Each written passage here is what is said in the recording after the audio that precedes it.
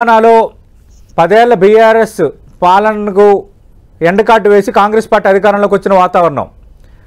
అయితే ఈ second place కోసం ఆల్టర్నేటివ్ మేమంటూ పోటీ పడుతున్న నేపథ్యం భారతీయ జనతా పార్టీ బీఆర్ఎస్ వైపు నుంచి.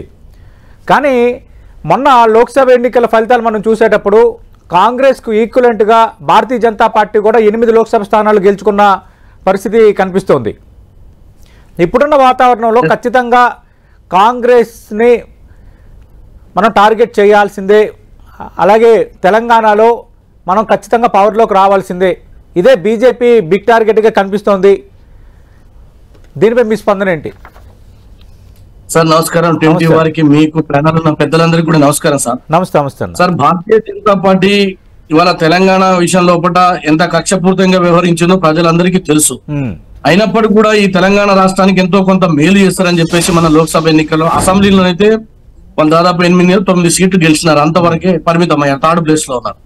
సరే, దేశంలో ఉన్నటువంటి నరేంద్ర మోడీ గారి యొక్క ప్రభావం కావచ్చు, ఈ రాష్ట్రానికి వాళ్ళు చేస్తారు కొంత మేలు అని చెప్పేసి వారు ఇచ్చినటువంటి వాగ్దానాల ఆధారంగా వచ్చినటువంటి ఫలితాలు. కానీ రాబోయే రోజుల్లో అటువంటి పరిస్థితులు ఎందుకు ఉండవంటే, వారికి తెలంగాణ పట్ల ఎంత విద్వేషం ఉన్నదో, తెలంగాణ పట్ల వారికి ఎంత వ్యతిరేకత ఉందో మొన్న ప్రధానమంత్రి గారు ప్రవేశపెట్టినటువంటి బడ్జెట్ లో తెలిసిపోయింది.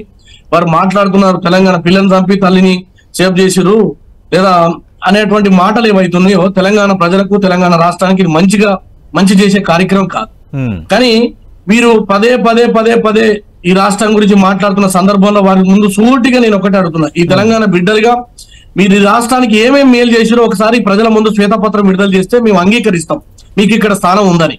ఒక కోచ్ ఫ్యాక్టరీ రాదు, ఎయిమ్స్ రాదు, లేకపోతే ఈ రాష్ట్రానికి రావాల్సినటువంటి నిధులు రావు.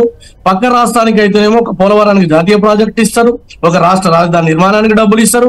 కానీ తెలంగాణకు ఒక రేవంత్ రెడ్డి గారి నాయకత్వం ఉన్న కాంగ్రెస్ ప్రభుత్వాన్ని మీరు బదనాం చేయడం కోసం కుట్రలకు కుతంత్రాలకు తెరలేపేటువంటి కార్యక్రమాన్ని మొదలుపెట్టారు తప్ప, మీరు కేంద్రంలో అధికారంలో ఉన్నటువంటి కిషన్ రెడ్డి గారు కానీ, ఎవరైతే బండి సంజయ్ గారు కానీ, ఇవాళ వరకు సూటి ప్రశ్న, ఐఏఎస్లు ఐపీఎస్ల కేటాయింపులు కేంద్ర హోంశాఖ ఆధీనంలో ఉంటాయి. మరి దాని మీద తొందరగా నిర్ణయం తీసుకుంటే బాగుంటది. బొగ్గు కేటాయింపులు సింగరేణికి సంబంధించినటువంటి విషయంలో పడ్డాం. మాది ఎప్పుడు కూడా కేంద్రంలో మీరు అధికారం ఉన్నటువంటి సందర్భంలో అడుగుతా ఉన్నాం. ఏమంటున్నాం అంటే, బొగ్గును మనం మినాయించండి సింగరేణి, అది మా తెలంగాణ ఆస్తి. కానీ మీరేం చేస్తున్నారు? ఖచ్చితంగా ప్రకాష్ రెడ్డి గారిని అంశంపై నేను ప్రస్తావిస్తాను. ఇప్పుడు కాంగ్రెస్ పార్టీ తెలంగాణలో మీకు ఎవరితో పోటీ ఉంది అనుకుంటుంది? నేనేమంటున్నానంటే, అటువంటి సందర్భం ఇంకా రాలేదు. ఎన్నికలు అనేవి ఇంకా పూర్తి. ఇప్పుడు మొన్నటి లోక్సభ ఎన్నికల వరకు భారతీయ జనతా పార్టీ వచ్చింది. స్థానిక సంస్థల ఎన్నికల్లో తెలుస్తుంది. రేపు ఎంపీటీసీలు, జడ్పీటీసీలు, జిల్లా పరిషత్ సంబంధించి నేను ఒక్క మాట్లాడుకున్నా, ఒక్క జిల్లా పరిషత్ అన్న ఈ రాష్ట్రంలో బీజేపీ కనుక గెలుచుకుంటే వచ్చేసారి 2nd స్థానంలో బీజేపీలో ఒప్పుకుంటాను. ఈ రాష్ట్రంలో అటువంటి అవకాశం లేదు. 33 జిల్లాలలో హైదరాబాద్ మినాయిస్తే ఒక్క జిల్లా పరిషత్ చైర్మన్ గెలుచుకునే దమ్ము గానీ, వాళ్ళ కెపాసిటీ గానీ, యంత్రాంగం గానీ తెలంగాణలో లేదు. ఒక 10 మున్సిపాలిటీ గెలుచుకునేటువంటి కెపాసిటీ గానీ, యంత్రాంగం గానీ భారతీయ జనతా పార్టీకి రాష్ట్రంలో లేదు. కాబట్టి 2 పార్టీలకు వచ్చేటువంటి 5 సంవత్సరాలు కూడా గడ్డు కాలమే. ఈ రాష్ట్రంలో రేవంత్ రెడ్డి గారి నాయకత్వంలో 10 సంవత్సరాలు అప్రయత్నంగా కొనసాగుతాం. రైట్. ప్రస్తుతం ఎలక్షన్స్ లో performance కనబరుస్తాము, Bharatiya Janata party pickup అయింది అంటున్నారు ప్రకాష్ రెడ్డి గారు. కృషాంక్ గారి వ్యాఖ్యలు కూడా మీరు చూశారు.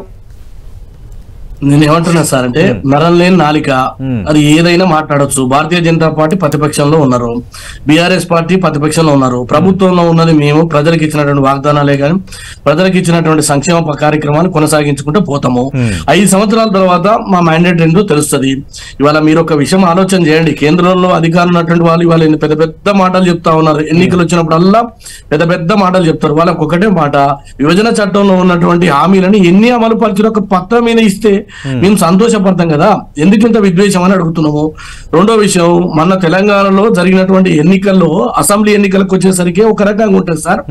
కేంద్రంలో నరేంద్ర మోడీ గారు ఇంత మునుపు మా కృషాంక్ గారు చెప్పినారు, వారి గోల్డెన్ పీరియడ్ అయిపోయింది, దేశంలో వారి ప్రభావం జరుగుతుంది. ఉత్తరప్రదేశ్ లో చూసుకోమాను, అదేవిధంగా కర్ణాటకలో చూసుకోమాను, అన్ని రాష్ట్రాలను తగ్గుకుంటూ వచ్చింది. కాబట్టి తెలంగాణలో మీరు అనుకుంటారు ఏదో కుతంత్రాలు చేసి గతంలో కొనుగోలు చేసి బిఎల్ సంతోష్ గారిని మన ఏదో పట్టుకొచ్చారు కదా, అంత మునుపు ఒక 5-6 ఎమ్మెల్యేలు పట్టుకొచ్చి కేంద్రంలో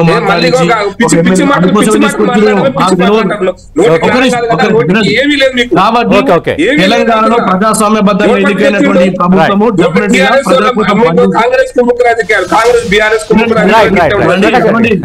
అంటే రాష్ట్రపతికి కానీ ఉపరాష్ట్రపతికి కానీ తర్వాత బ్లాక్ నల్ల చట్టాలకే గాని తెలంగాణ వ్యతిరేక చట్టాలే గాని అన్ని చట్టాలతో అంటగాకిని మీరు వాళ్ళండి. శ్రీరంగ నీతులు ఉరిగేంద్ర నీతులు మీరు చెప్పకండి.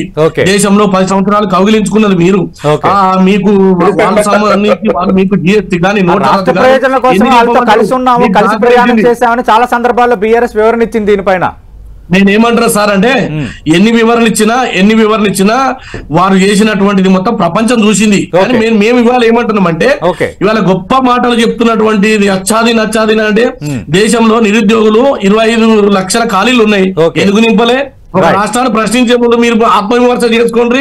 ఆ తర్వాత జిఎస్టీ పేరుతోటి ఒక చేనేత కార్మికులకు, బడుగు బలైన వర్గాలకు పాల మీద ఇబ్బంది ఉంది. ఒక పక్క నిరుద్యోగం, ఒక పక్క దేశంలో ఇక్కడ రాష్ట్రంలో లోకల్ బాడీస్ ఇలాంటి ఇష్యూస్ కి అవి ఇంపాక్ట్ అంశాలు కావు. అవి కూడా మనం మాట్లాడదాం. కృషాంక్ గారు, ఇక్కడ ఏంటంటే మీరు కాంగ్రెస్ ఒకటని బీజేపీ అంటుంది. సతీష్ గారు, కైలేష్ గారు టైం అయింది. నేను ఒక్క సెకండ్.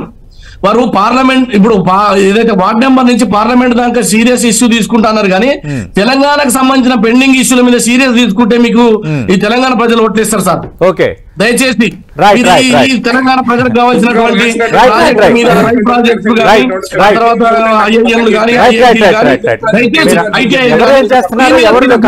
ఉన్నారనేది ఖచ్చితంగా ప్రజలు గమనిస్తూనే ఉంటారు. బట్ లోకల్ బాడీ ఎలక్షన్స్ కూడా సీరియస్ గా తీసుకోవాల్సిన వాతావరణం